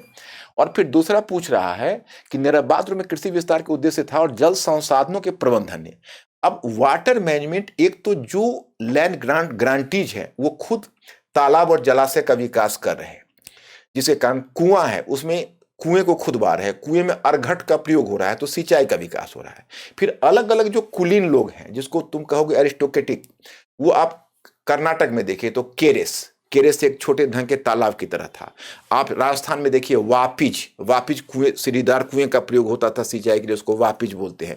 आप कश्मीर में देखिए, क्योंकि पूर्व मध्यकाल तक बात चली जाती है, तो कश्मीर में अगर आप देखेंगे तो वहां पर आपको पता चलता है कि कश्मीर में जैसे वहां पर नहर का निर्माण किया है। सुया एक इंजीनियर है, उसने नहर बनाया, तो सिंचाई के विकास के लिए काम किया है। तो राजा सिंचाई की, अच्छा आप सुदूर दक्षिण में आइए, तो सुदूर दक्षिण में आप वहां पर सुदूर दक्षिण में आप आते हैं तो आप चोलों के अधीन आइए, तो वहां पर आपको लोकल सेल्फ गवर्नमेंट मिलता है, तो वह सिंचाई का प्रबंध करता है। तो जो इस क्षेत्र में सिंचाई के नए नए साधनों का प्रयोग हो रहा है, तो उस कारण से एग्रीकल्चर का डेवलपमेंट हो रहा है, क्योंकि बहुत सारा रेन फेड एरियाज है। तो यहां पर अगर जब तक आप एक्स्ट्रा, जैसे देखो मानसून से जितना एग्रीकल्चर लेना है उतना ले चुके, अब जब आप ग्रांटीज को दे रहे हो तो इधर किंग का भी इंटरेस्ट है एग्रीकल्चर का एक्सपेंशन हो, जो मध्यस्थ बिचौलिए हैं उनका भी इंटरेस्ट है एग्रीकल्चर का एक्सपेंशन हो। तो वो इरिगेशन को, सिंचाई उसका एक महत्वपूर्ण अवयव है। तो अलग अलग क्षेत्र में उस दिशा में क्या प्रयत्न हुआ जिस कारण से कृषि का विकास हो रहा है, और विशेषकर हॉर्टिकल्चर डेवलप कर रही है, तो उसकी तरफ इसको संकेत करना है। तो क्वेश्चन सब आसान ही है, उसमें कोई आपको दिक्कत नहीं है, केवल समझ के आधार पर है, केवल पुस्तकीय ज्ञान जब आपका पचा होगा, आपके थॉट प्रोसेस का हिस्सा होगा, तो सारे क्वेश्चन को आप चुटकी बजाते हुए हल करोगे। देखिए, प्रारंभिक मध्यकालीन ये सी क्वेश्चन है, भारत में स्थानीय भाषाओं में साहित्य के आविर्भाव एवं क्षेत्रीय पहचान के निर्माण के बीच संबंध की विवेचना कीजिए। Discuss the relationship between emergence of literature in vernacular languages and, ये देखो ये बहुत पेट क्वेश्चन है। जैसे आप कुछ नहीं, मैंने जो भाषा साहित्य का जो एवोल्यूशन पूरे अर्ली मेडिवल तक बताया हुआ है उसको आप याद करिए। आप शुरू होते हैं संस्कृत से आते हैं प्राकृत पर, प्राकृत में प्रथम प्राकृत, फिर पाली, और प्रथम प्राकृत, द्वितीय प्राकृत और तृतीय प्राकृत। जो तृतीय प्राकृत आपका अपभ्रंश है। उसके बाद जो क्षेत्रीय भाषाओं का विकास 750 के बाद होता है, तो पूर्व मध्यकाल एक क्षेत्रीयकरण का, पूर्व मध्यकाल एक ऐसा काल है जहां बृहद साम्राज्य की जगह बहुत सारी क्षेत्रीय पहचानें विकसित हो रही है। तो जब साम्राज्य होता है तो साम्राज्य का बल हमेशा एक लिंगुआ फ्रैंका पर होता है। लिंगुआ फ्रैंका का मतलब हुआ एक महत्वपूर्ण भाषा जो संपर्क की भाषा के रूप में काम करे। तो अगर आप मौर्य साम्राज्य को याद करोगे तो लिंगुआ फ्रैंका के रूप में उन्होंने प्राकृत भाषा को रखा हुआ था, और गुप्तों के समय लिंगुआ फ्रैंका के रूप में उस तरह की जो संपर्क भाषा है संस्कृत भाषा थी। लेकिन गुप्तों के बाद जब क्षेत्रीय पहचान जैसे जैसे उदित हो रही है तो क्षेत्रीय भाषा का विकास हो रहा है। तो इस टर्म को देखिए प्रारंभिक मध्यकाल में। तो प्रारंभिक मध्यकाल का मतलब है कि एक फेज तो आता है तुर्कों के आक्रमण, तुर्क और मुगल के बीच, तो उसमें हमें नहीं जाना है। तो प्रारंभिक मध्यकाल में आप गुजराती, बंगाली, कश्मीरी, असमिया, पंजाबी बंगाली, असमिया, तो ये सब जो पहचानें बन रही है, क्षेत्रीय पहचान के निर्माण के बीच संबंध की विवेचना कीजिए। तो इसमें एक्चुअली अभी तो मेरे पास उतना समय नहीं है, नहीं तो आपको मैं बताता कि जैसे इसको आर एस शर्मा जो एक्सप्लेन करते हैं तो थोड़ा इकोनॉमिक पर्सपेक्टिव से करते हैं। वो मानते हैं कि चूंकि पूर्व मध्यकाल तक जब दूरवर्ती व्यापार का पतन हुआ और आंतरिक व्यापार का जब सामंतीकरण हो गया, तो अलग अलग क्षेत्रीय अर्थव्यवस्था कायम हुई। तो क्षेत्रीय अर्थव्यवस्था कायम हुई तो उनका ये मानना है कि एक क्षेत्र से दूसरे क्षेत्र में लोगों का संपर्क थोड़ा कम हुआ, थोड़ा आवाजाही कम हुई। तो इससे उसी आधार पर उन्होंने जातियों से उपजातियों का विकास की अवधारणा दी, और फिर कहा कि अलग अलग जो क्षेत्र है वो अलग अलग क्षेत्रीय भाषा वहाँ पर ज़्यादा लोकप्रिय होने लगी, वहाँ पर ज़्यादा उसको पहचान मिलने लगी, उसका लिटरेचर लिखा जाने लगा। तो आप इसी सिलसिले में कश्मीर से, गुजरात से, बंगाल से, सबका ज़्यादा नहीं, एक एक दो दो उदाहरण भी हो जाए तो आपका काम हो जाए बस। केवल मेरा पहला प्रिंसिपल है कि क्वेश्चन सभी अपने हाथ के अंदर है। क्वेश्चन जब सामने आए तो उसके सामने सरेंडर नहीं करना है। अब देखिए, अब आप जैसे आ गए मध्यकाल में। देखिए, अब जो पॉलिटिकल लीडर हैं, जो नुक्कड़ और सभा है, या फिर कह सकते हैं चौपाल है, लोगों का चौपाल है, उसका इतिहास अलग होता है। उस चौपाल पर आप मुगल स्वदेशी हैं, विदेशी हैं, तुर्क स्वदेशी हैं, विदेशी हैं करते रहिए, लेकिन जो मेन स्ट्रीम हिस्टोरियंस हैं, हमें उनसे मतलब होता है और उन्हीं के आधार पर यूपीएससी और स्टेट सर्विसेज में क्वेश्चन सेट होता है, क्योंकि हम प्रोफेशनल हिस्टोरियंस के लाइन को ही फॉलो करते हैं। यहाँ पर देखिए, आपका पेपर बिल्कुल ही इंडिकेट करेगा कि आपको इंडिया का जो एक न्यूट्रल और सेकुलर हिस्ट्री है उसी को लेकर आपको चलना है। मध्यकाल, अब मध्यकाल में पहला आपका है आता है अर्ली मध्यकाल। तो ये, अब देखो, ये शॉर्ट नोट्स है, तो शॉर्ट नोट तो 10 मार्क्स के होते हैं, मुश्किल से आप इनको 150 वर्ड्स में लिख सकते हैं। काफ़ी सावधान होना पड़ता है। मैंने तो यहाँ तक कहा कि बच्चे चाहे तो पॉइंट भी वहाँ बना सकते हैं। एक अच्छी शुरुआत कर दीजिए और पॉइंट बनाकर छोड़ दीजिए, ऐसा भी संभव है। अब क्वेश्चन है कि भारतीय सामंतवाद के विविध चरणों की विवेचना करते हुए भारतीय राजनीतिक व्यवस्था पर इसके प्रभाव का विश्लेषण करिए। अब यहाँ हमको हिस्टोग्राफिकल इशू से कोई मतलब नहीं है कि भारत में सामंतवाद था या नहीं था, यह तो विवाद का विषय है। आर एस शर्मा और बी डी चट्टोपाध्याय का जो डिबेट है वो अपनी जगह है। ये क्वेश्चन हमें सीधा पूछ रहा है कि आप विभिन्न चरण बताइए, हमारा काम बता देना है। पहले गुप्त काल से उसका बनने लगा, उसका आरंभिक चरण दीजिए। तो उसका आरंभिक चरण दीजिए कि भूमि अनुदान आरंभ हुआ और दान ग्रहीता को अब प्रशासनिक अधिकार भी सुपुर्द किए जाने लगे। तो बीच में मध्यस्थ और बिचौलियों का उद्भव हुआ और किसानों का शोषण होने लगा। अब किसानों के भी कई स्तर कायम होने लगे। फिर उसके आगे का चरण आप देखिए कि उसका आगे का चरण पहले आता है उसके आगे के चरण में क्या हुआ कि व्यापार का पतन हुआ। तो व्यापार के पतन के बाद अब राजकीय व्यापार के पतन के बाद जब मुद्राओं की कमी पड़ी तो राजकीय अधिकारियों को भी अब भूमि अनुदान में वेतन दिया जाने लगा। हर्षवर्धन के समय से जो ह्वेनसांग कहता है, तो उस समय से आप देखोगे एक दूसरा चरण के रूप में उसको दिखा दो कि अब धीरे धीरे उस समय प्रशासन का सामंतीकरण हुआ। अब सामंतों को प्रशासनिक पद दिए जाने लगे और दूसरी तरफ प्रशासकों को भी, जो अधिकारी थे, वो अधिकारियों को भी सामंत का दर्जा दिया जाने लगा। फिर तीसरा आता है पाल प्रतिहार राष्ट्रकूट और राजपूत वंश। उसमें अब सैनिक ग्रांट्स दिए जाने लगे। पहले ब्राह्मणों को दिए जाते थे, फिर अधिकारियों को दिए जाने लगे और फिर सैनिक ग्रांट्स दिए जाने लगे। तो वहां पर आपको सामंतवाद का राजनीतिक स्वरूप उभर कर आता है। अब उसका राजनीतिक प्रभाव क्या है, तो कहीं ना कहीं केंद्रीय शासक या केंद्रीय संरचना कमजोर हुई और केंद्रीय संरचना कमजोर होने का एक नतीजा है जो आगे तुर्की आक्रमण सफल हुआ। तो अब बड़ी लंबी राम कहानी है, लेकिन गागर में सागर भरना है, 150 वर्ड्स में लिखना है, तो जितने कम शब्दों में लिख सकते हो। मैं यहाँ पर एक चीज बताना चाहूंगा कि आज बच्चे समझते हैं कि शायद भाषा और शब्दों की जरूरत नहीं है, लेकिन मुझे लगता है कि आज भाषा और शब्दों की सबसे अधिक जरूरत है। क्या आप सुल्तान इल्तुतमिश को दिल्ली सल्तनत का वास्तविक संस्थापक मानते हैं? विवेचना कीजिए। अब मैंने बच्चों को, देखो, कई बार क्या होता है कि एक सेंस से पकड़ना पड़ता है। एक सेंस से यह पकड़ना पड़ता है कि कई बार क्वेश्चन का हिंट बड़ा अलग होता है। क्वेश्चन का हिंट इस रूप में अलग होता है जो मैं आपको स्पष्ट करना चाहूंगा कि मैंने अपने बच्चों को कहा हुआ है नॉर्मली कि जब दिल्ली सल्तनत के फाउंडर की बात होती है तो इल्तुतमिश की चर्चा करते हैं। जब बलबन की बात आती है तो बलबन को रियल फाउंडर की तरह देखते हैं। तो इसमें किसी को स्कैंडलाइज नहीं होना चाहिए। यहाँ इल्तुतमिश और बलबन के बीच विभाजक रेखा खींचकर चलना मुश्किल है। आप, इस क्वेश्चन का इशारा यह है कि आप उसे फाउंडर मान लीजिए, आप संस्थापक मान लीजिए, क्योंकि मोहम्मद गोरी और कुतुबुद्दीन ऐबक के पास वक्त नहीं था। बहुत मुश्किल से तुर्की राज्य की तो स्थापना कर ली, लेकिन उसके जब पाराफर्नेलिया की बात आई, जब उसके स्ट्रक्चर की बात आई, तो इल्तुतमिश ने अमुक अमुक क्षेत्र में योगदान दिया। लेकिन वहां पर विवेचना शब्द थोड़ा हिंट कर दीजिए।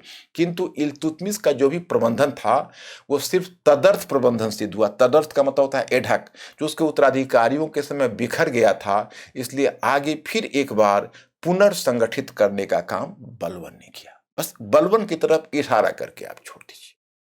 आधारभूत संरचना इल्तुतमिश ने विकसित की थी, लेकिन उस पर और भी बेस वर्क बलबन के द्वारा किया हुआ है। तो बलबन की तरफ इशारा करके छोड़ दीजिए। और ये दिल्ली सल्तनत काल में उभर कर आए विविध प्रकार के पारसी नहीं, फारसी साहित्य की पहचान कीजिए। अब बच्चों के हाथ पांव फूने लगेंगे, भाई हम क्या फारसी साहित्य की क्या पहचान करें। तो विविध प्रकार के हैं, तो चलो वार खाली नहीं जाएगा, उसको कैटेगराइज कर लेते हैं। 3 तो हम लोग कर ही सकते हैं। एक हम लोग तवारीख को कर ले। तवारीख का मतलब है जो सल्तनत के दरबार में जो लिखा गया, दैट इज कॉल्ड तवारीख। दूसरा मलफूजात कह ले। मलफूजात में फवाद उल फवाद है, हसन सिजी का या हमीद कलंदर का एक कृति है। तो हसन सिजी का है एक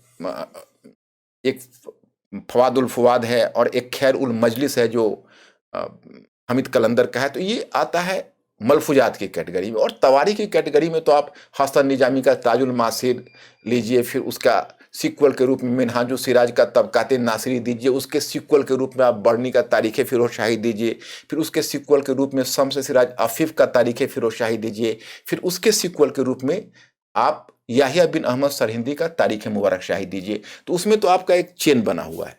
तीसरा मसनवी, जो मसनवी लिटरेरी साहित्य है वो आमिर खुसरो का है।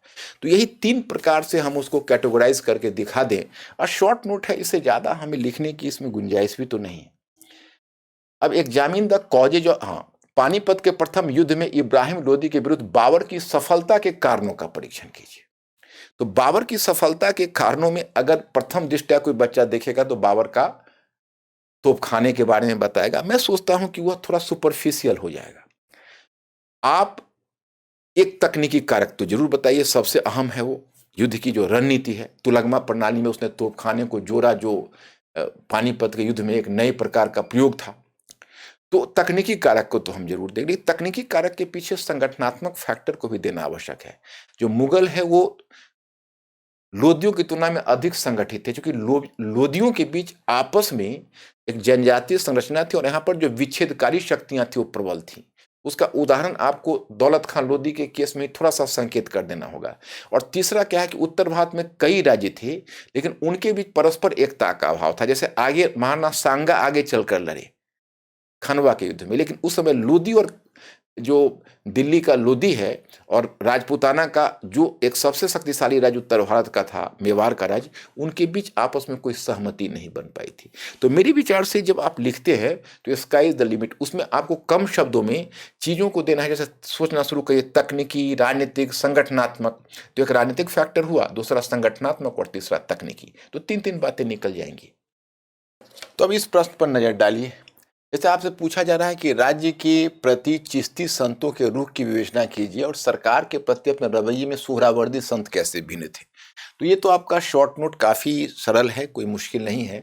क्योंकि चिश्ती संतों का रुख क्या था, माने उन्होंने चिश्ती संत एक सादा, आडंबर मुक्त और एक ऐसे संत का जीवन जीते थे जिन्होंने जीवन को में सादगी को अपना लिया था, जो अपने आप को सत्तारूढ़ वर्ग से हमेशा अलग रखता था। सत्ता से दूरी बनाए रखना और एक फकीर की जिंदगी जीना इनकी नियति थी। आपको पता ही है कि एक बार आमिर खुसरो के थ्रू अलाउद्दीन खिलजी ने अप्रोच किया था कि आप सुल्तान आपसे मिलना चाहते हैं। तो उसने कहा था कि हमारे घर में 2 दरवाजे हैं, अगर सुल्तान एक कमरे से प्रवेश करेंगे तो हम दूसरे कमरे से निकल जाएंगे, अगर सुल्तान एक दरवाजे से प्रवेश करेंगे तो हम दूसरे दरवाजे से निकल जाएंगे। तो इनका ये रुख है। लेकिन जो सोहरावर्दी है बहाउद्दीन जकारिया, तो चिश्ती के बारे में थोड़ा देखो। बहाउद्दीन जकारिया वो राजनीतिक पद भी ग्रहण करते हैं, जैसे तबरीजी हैं, इस तरह की चीजें हैं। तो राजनीतिक पद भी ग्रहण करते हैं और सरकार को उन्होंने, जैसे उन्होंने इल्तुतमिश से लेकर फिरोज शाह तुगलक तक जो कितनी सरकारों है उसको समर्थन दिया था। इसी क्रम में आपको इन दोनों के बारे में दिखाना चाहिए।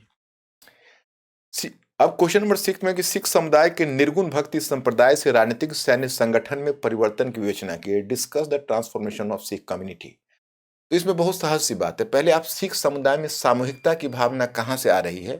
तो गुरु नानक में 2 चीजें हैं जो अन्य समकालीन चिंतकों में नहीं है। एक है संगत लगाना, दूसरा लंगर व्यवस्था। तो उसे उनमें सामुदायिकता की भावना पहले से ही विकसित हो गई है। उनके लिए आध्यात्मिक अनुभव केवल निजी नहीं है, बल्कि एक समुदाय में शब्द गाया जाता है समुदाय में। दूसरी बात है कि वो समतामूलक समाज का प्रतिनिधित्व करता है। तो वो एक ऐसे समतामूलक समाज का प्रतिनिधित्व करता है जिस समाज में लोगों के बीच आपसी एक समानता का भाव प्रबल हो। तो इस तरह का जो समतामूलक समाज होता है उसमें भाईचारा और बंधुता की भावना उस समाज को अतिरिक्त शक्ति देती है।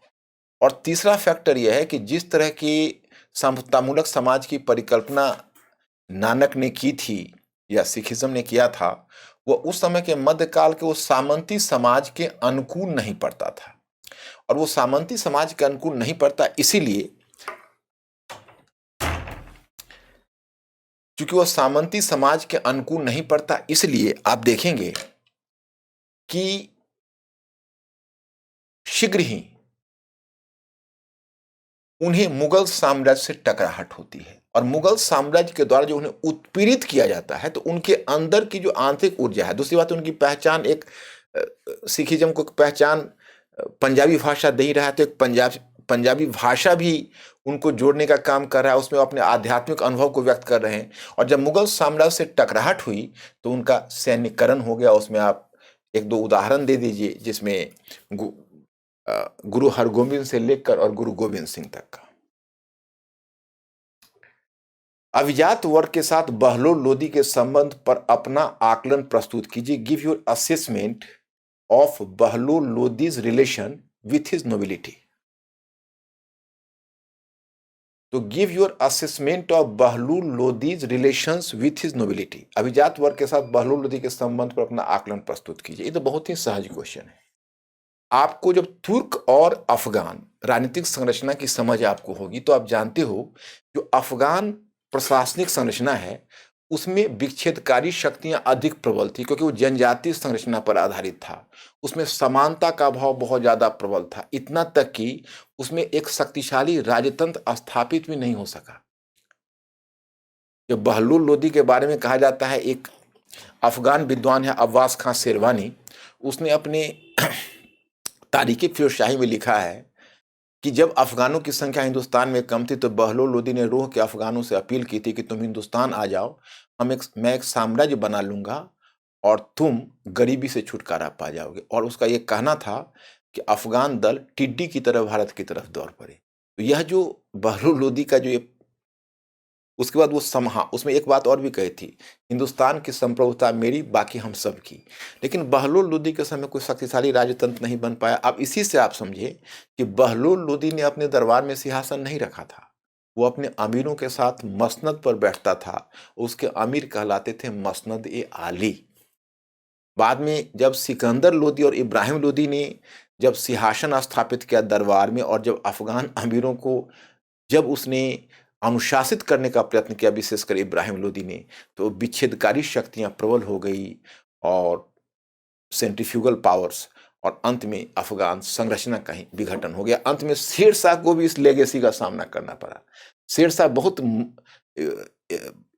शिद्दत से इस अफगान विच्छेदकारी ताकत को दबा पाया, उसको बांध कर रख पाया, लेकिन उसकी मृत्यु के शीघ्र बाद फिर वही बात आ गई। ताजमहल के विशेष संदर्भ में मुगल मकबरा स्थापत्य की मौलिक विशेषताओं का परीक्षण कीजिए।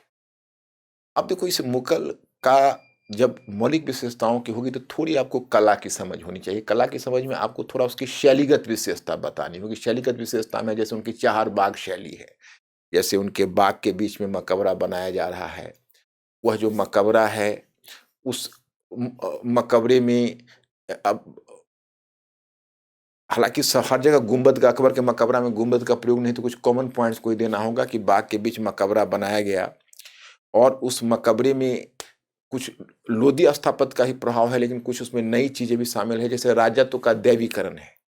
और राजत्व का दैवीकरण का मतलब है कि कहीं ना कहीं एक दैवी रुतबा देने का, एक दैवी मुगल शासक को दैवी रुतबा देने का प्रयास किया गया है। हुमायूं को मकबरा का, क्योंकि शैलीगत विशेषता में थोड़ा थोड़ा फर्क है। और जब मकबरा को आप उठाओगे तो बाबर का मकबरा तो काबुल में बना है, तो ऐसा कुछ है नहीं, और हुमायूं के मकबरा से ही मकबरा आपको मुगल मकबरा का दृष्टांत मिलता है। और फिर आपको अकबर का मकबरा आता है जो आपको सिकंदरा में है। तो हुमायूं का मकबरा, अकबर का मकबरा, फिर तो जहांगीर का तो फिर लाहौर हो जाता है, और शाहजहां का जो मकबरा है वो तो बन ही नहीं पाया ढंग से ताजमहल में। लेकिन उसके बाद मुमताज महल का जो मकबरा है ताजमहल, उसके विशेष संदर्भ में, तो उन तीन को आप उदाहरण के तौर पर लीजिए। तो आप देखते हो जैसे दोहरे परत वाले गुंबद का प्रयोग है, पतली मीनारों का प्रयोग है, ऊंचे चबूतरे पर बनाया गया है, सजावट के लिए क्योस का प्रयोग किया गया है जिसको छतरियां बोलते हैं। और दोहरे परत वाले डबल डोम, दोहरे परत वाले गुंबद का प्रयोग है, चार वाक शैली में निर्मित है। तो हुमायूं के मकबरा से दिखाते और ताजमहल पर चले जाओ, और हुमायूं के मकबरा को ताज का पुरोगामी कहा जाता है। बीच में जो अकबर का मकबरा है उसमें थोड़ी शैलीगत भिन्नता है, तो उसको आपको दिखाना पड़ेगा। और सबसे उसमें जो कैसे दैवी रुतबा मुगल शासक को प्रदान, उसको लार्जर देन लाइफ इमेज कैसे बनाया गया है। देखिए, हुमायूं के मकबरा पर तो पढ़ता ही हूँ, वहाँ पर पेड़ पौधे भी इस तरह से स्थापित किए गए, चाहे अकबर के मकबरे में जैसे कोई द्वारपाल है, कोई अंगरक्षक है। और हुमायूं के मकबरा के विषय में कहा जाता है कि वहां पर जैसे देखने पर ऐसा लगता है कि कोई आवाज दे रहा है, यह एक महान आत्मा यहाँ शांति से सुने दो, मनुष्य मतलब शांत, यहाँ पर कोई शोरगुल नहीं हो, कोई पिन ड्रॉप साइलेंस होना चाहिए। तो इस तरह का मैसेज मकबरा से दिखता है। हमने अकबर के मकबरा पर महसूस किया था, जो अल्लाह अकबर का जो गुंज, हालांकि उसके अंडरग्राउंड में हमने देखा वो दिया हुआ है, तो जो सुनाई दी तो ऐसा लगा जैसे कोई वहां पर एक उसका दैवी रुतबा कभी अकबर का रहा होगा। या कभी मिडनाइट में, एक बार ताजमहल का भी मिडनाइट में, चांदनी रात में टूरिस्ट के लिए कुछ विशेष व्यवस्था की जाती है, उसमें जाकर देखा था, तो उसमें भी एक बड़ा डिवाइन फीलिंग आई थी। तो ये सब कुछ मुगल मकबरा की जो अपनी खासियत है। अब ये चीज नहीं लिखनी जो मैंने बताई है, जस्ट मैंने अपना अनुभव आपको बताया कि उन तीनों को तुलना करनी है। क्वेश्चन 7th है कि इक्ता प्रथा के महत्व की विवेचना कीजिए, दिल्ली सल्तनत के प्रशासन के केंद्रीयकरण में इसने कैसे मदद की। तो इक्ता सिस्टम का पहले फीचर्स आपको बताना होगा, महत्व नहीं, फीचर्स नहीं, महत्व बताना है, तो सिग्निफिकेंस बताना होगा। तो ये क्या है कि भारत में जो प्रचलित सामंती व्यवस्था थी उसमें विच्छेदकारी शक्तियां ज्यादा प्रबल होती थी। क्यों? क्योंकि उसमें वंशानुगत था। जो केंद्रीय सरकार है उसका अपने जागीरदारों पर पकड़ नहीं थी, और जागीरदार एक तो वंशानुगत दावा भी कर बैठते थे, और दूसरा बहुत बातों में स्वायत्त थे। इक्ता जो व्यवस्था है, इक्ता व्यवस्था में केंद्रीयकरण ज्यादा था, क्योंकि जो अमीर को इक्ता दी जाती थी, वह अमीरों को एक क्षेत्र भूभाग विशेष का आवंटन किया जाता था, भूमि खंड दिया जाता था। उनसे अपेक्षा की जाती थी कि वो अपने प्रशासनिक और सैनिक, उस क्षेत्र में राजस्व की वसूली करके प्रशासनिक और सैनिक खर्च को पूरा करें, और जो फवाजिल रकम है वो केंद्रीय खजाने में भेज दे। तो ये सब तो खैर उसका स्ट्रक्चर हुआ। इक्ता प्रथा के महत्व की विवेचना कीजिए, और इक्ता प्रथा के महत्व, महत्व का पहले महत्व पर ही चर्चा करोगे तो महत्व में आप कहोगे कि इसके माध्यम से जैसे दिल्ली और आसपास के क्षेत्र सुल्तान के अधीन रहे, और दूरवर्ती क्षेत्रों में जो प्रसार हुआ वह मुक्तियों के माध्यम से, मैंने इक्ता के माध्यम से, इक्ता के धारक मुक्ति कहलाते थे। दूसरा कि इक्ता के माध्यम से प्रशासनिक केंद्रीयकरण संभव हुआ। तीसरा, इक्ता के माध्यम से दूरवर्ती क्षेत्रों में इस्लामी संस्कृति का प्रसार संभव हुआ। चौथा, इक्ता मुख्यालय आगे नगर के रूप में विकसित हो गए, उस कारण से नगरीकरण को प्रोत्साहन मिला। पांचवा, इक्ता के माध्यम से क्षेत्रीय स्तर पर क्षेत्रीय संस्कृति को प्रोत्साहन मिला, और साथ ही साथ पीरों को और सूफियों को भी इक्ता मुख्यालय में संरक्षण प्राप्त हुआ। डू यू नो दैट कि जो बलबन का पुत्र था मोहम्मद, प्रिंस मोहम्मद, उसी के संरक्षण में सबसे पहले आमिर खुसरो जैसा विद्वान पला था। और फिर इसने सल्तनत के प्रशासनिक केंद्रीकरण में कैसे मदद की, तो उसमें आप दिखाओगे कि जो मुक्ति हो व्यक्तिगत तौर पर सुल्तान के प्रति उत्तरदायी था, और उसे अपेक्षा की जाती थी कि वो संबंधित क्षेत्र में प्रशासनिक और सैनिक खर्च को पूरा करे, और फिर फवाजी रकम केंद्रीय खजाने में भेज दे। और सुल्तान समय समय पर मुक्तियों का तबादला करता था, ताकि वो निहित स्वार्थ के रूप में पैदा ना हो सके। उनका स्थानांतरण किया जाता था, उनका पद वंशानुगत नहीं था। तो इन्हीं पहलुओं को स्पष्ट करना। अब देखो, why is the reign of the Khalji known as the Khalji revolution. जो खिलजी क्रांति, जो आपसे एक शब्द पूछा जा रहा है, तो खिलजी क्रांति के हमने 5 लक्षण बताए थे, वही यहां पर मेंशन कर देना है। खिलजी क्रांति का जो 5 लक्षण है, 4 भी चल जाएगा। एक, राजनीति का धर्म से पृथककरण, यानी धर्म का राजनीति से पृथककरण, separation of religion from politics. दूसरा देखते हो कि खिलजी क्रांति निम्न वर्गीय मुसलमानों का, कुलीन मुसलमानों के विरुद्ध विद्रोह। जो खिलजी थे वो निम्न मुसलमानों के निम्न तबके से आते थे, तुर्कों के निम्न तबके से। यह भारतीय मुसलमानों का उन मुसलमानों के विरुद्ध विद्रोह जो अपना भविष्य, वो जो कहीं ना कहीं अपना भविष्य मध्य एशिया और पश्चिम एशिया में देखते थे, यह भारतीय मुसलमानों का विद्रोह। खिलजी क्रांति में उलेमाओं और अमीरों के समर्थन पर नहीं, बल्कि सैन्य शक्ति के बल पर खिलजियों ने अपनी सत्ता स्थापित की थी। तो मतलब कहीं न कहीं आपको उसके बाद खिलजी क्रांति ने अमीर वर्ग का दरवाज़ा सभी के लिए खोल दिया, केवल न गैर तुर्कों के लिए बल्कि भारतीय मुसलमान और हिंदुओं के लिए भी। अलाउद्दीन खिलजी ने घोषणा की, राजत्व और रक्त संबंध नहीं जानता, जबकि तुर्कों ने पहले उसको, तो उसी को 4-5 बिंदु है उसको देना होगा। 17वीं सदी के उत्तरार्ध का मुगल भारत जागीरदारी संकट के काल के रूप में जाना जाता है, विवेचना कीजिए। अब इसमें विवेचना की तो कोई गुंजाइश नहीं है। अब 17वीं सदी के उत्तरार्ध का मुगल भारत जागीरदारी संकट के काल के रूप में जाना जाता है। तो आप कहोगे ज्यादा से ज्यादा आप यह लिख सकते हो कि 17वीं सदी में जो के उत्तरार्ध में जो पतन मुगल राज्य एक आंतरिक संकट से ग्रस्त था, और उस संकट को प्रेरित करने में कई प्रकार के राजनीतिक, प्रशासनिक और आर्थिक कारक उत्तरदायी थे। लेकिन उनमें एक महत्वपूर्ण संकट माना जाता है जागीरदारी संकट। अब जागीरदार इस संकट का क्या है कि मुगल शासक की जागीर और मनसब व्यवस्था, जो मुगल साम्राज्य के स्टील फ्रेम के रूप में जाना जाता है, वह मनसब और जागीर व्यवस्था को न बनाए रख पाने में मुगल शासकों की विफलता। तो आपको उसमें मेरे विचार से मनसब और जागीर पद्धति को मेरे विचार से आपकी समझ में अगर होगा, तो ऐसे क्वेश्चन को हल करना आपके लिए मुश्किल नहीं, बहुत आसान हो जाएगा। एक काल के रूप में जाना जाता है। तो अब जागीरदारी संकट क्या है, तो उसका एक पहलू है जमादामी और हासिल दामी के बीच अंतर पड़ना। उस कारण से जो जागीर है, वह जागीर में जो हासिल दामी और जमा दामी में जो अंतर पड़ना है, उस कारण से जब मनसबदारों के पास रिसोर्सेस कम होंगे तो सैन्य संरचना पर उसका प्रभाव पड़ेगा। उसका दूसरा पहलू, और वो इस वजह क्या है इसका, उसका पहलू यह है कि चूंकि क्षेत्रीय स्तर पर क्षेत्रीय जमींदारों का विद्रोह हो रहा है, तो क्षेत्रीय जमींदारों के विद्रोह के कारण जमा दामी की तुलना में हासिल दामी कम पड़ रही है।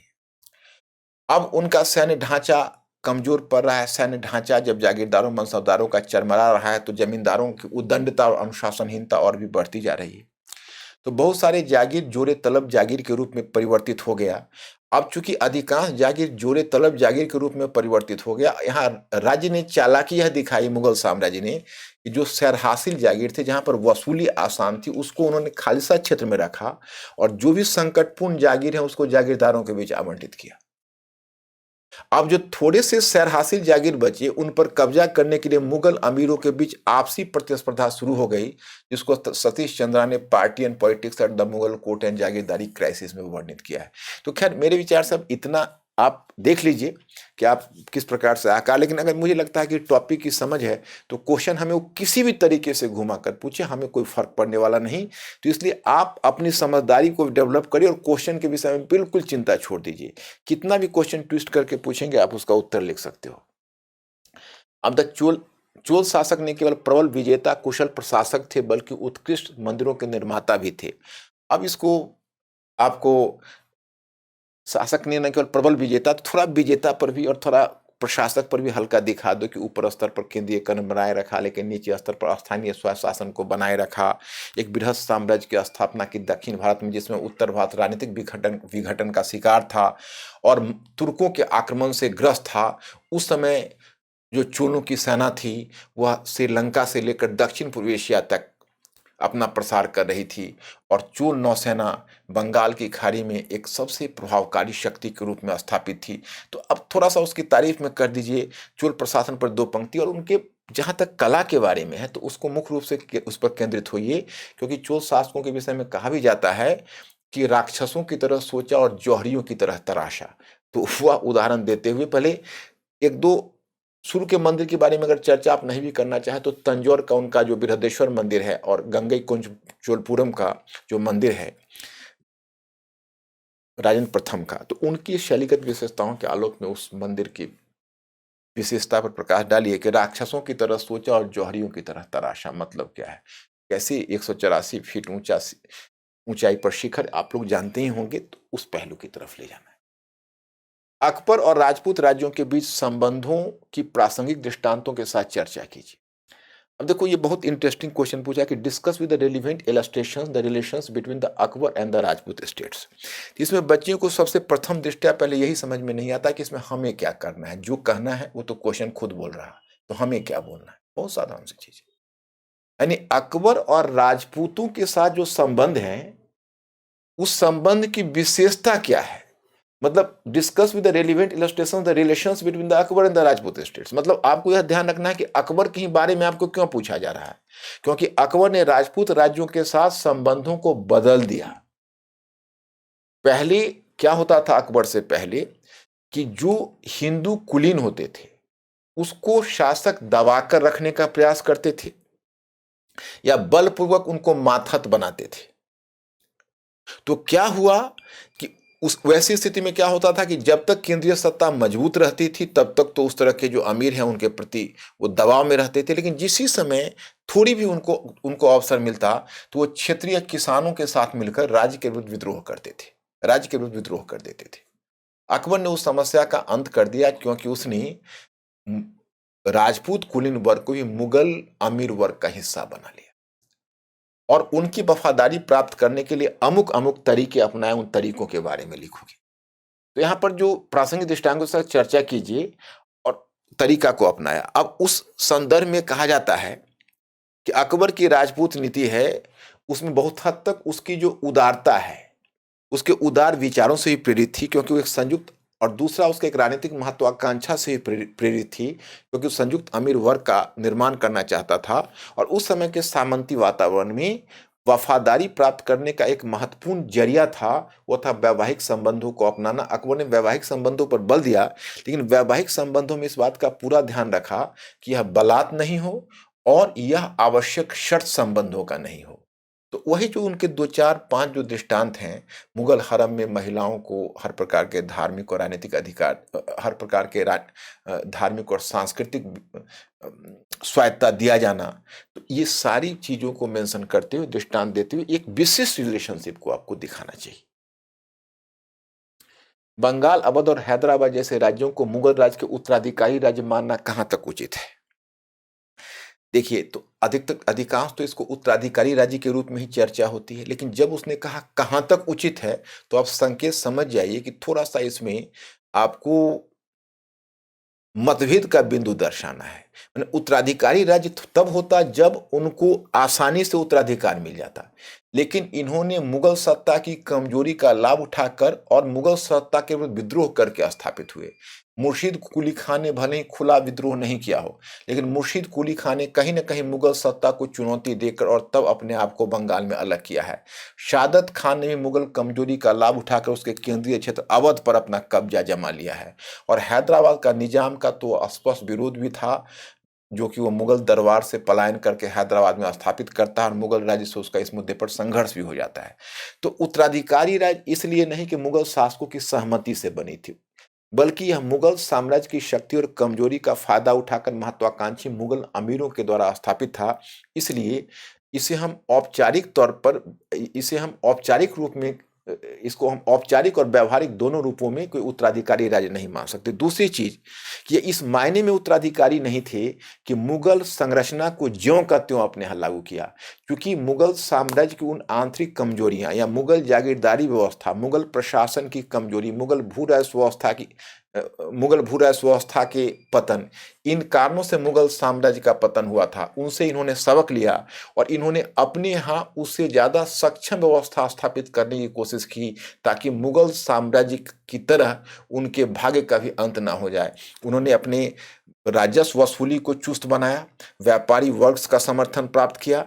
इन्होंने जागीरदारी व्यवस्था को मजबूत किया, जितने भी उदंड जमींदार और जागीरदार थे उनको दंडित किया और अपने वफादार जमींदार और जागीरदारों को स्थापित किया। तो हल्का सा इसकी तरफ आपको झलक देकर इस क्वेश्चन में लिखना पड़ेगा, थोड़ा क्रिटिकल होना पड़ेगा कुल मिलाकर। अब देखिए, आपका जो सेकेंड पेपर आता है, तो सेकेंड पेपर में आपका क्वेश्चन जो निम्नलिखित कथनों में से प्रत्येक का लगभग 150 शब्दों में समालोचनात्मक परीक्षण कीजिए। तो मुझे लगता है कि अब अगर आज मैं दूसरा पेपर डिस्कस करूंगा तो शायद आपके लिए काफी लंबा हो जाएगा, इसलिए ऐसा करते हैं, आज मैं इतना ही छोड़ देता हूं और दूसरा पत्र मैं किसी और दिन मैं डिस्कस कर दूँगा। क्योंकि मुझे लगता है कि अगर मैं दूसरा पत्र डिस्कस करूँगा तो या तो पत्र के साथ नाइंसाफ़ी हो जाएगी, नहीं तो आपके साथ। So I have to discuss it in the next day. Okay, thank you very much. I will see you.